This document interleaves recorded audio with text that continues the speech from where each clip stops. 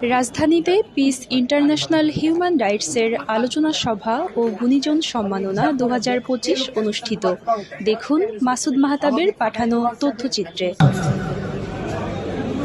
রাজধানীর মতিঝিলে এক মনোমুগ্ধকর আয়োজনে অনুষ্ঠিত হল পিস ইন্টারন্যাশনাল হিউম্যান রাইটস আয়োজিত আলোচনা সভা ও গুণীজন সম্মাননা 2025। অনুষ্ঠানের মূল প্রতিপাদ্য ছিল নীরবতা অপরাধীকে প্রশ্রয় দেয়।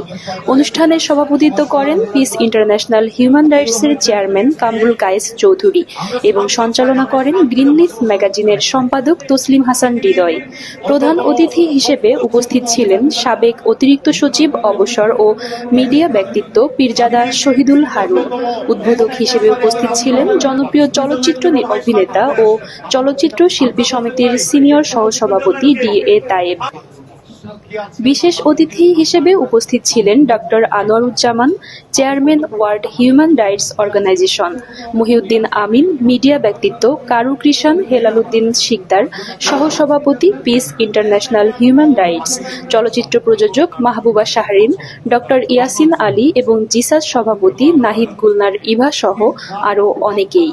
আমরা একটি কথা বলবো, আমরা মানুষ মানুষের জন্য, এবং আমরা আশা করব সৃষ্টির শ্রেষ্ঠ জীব।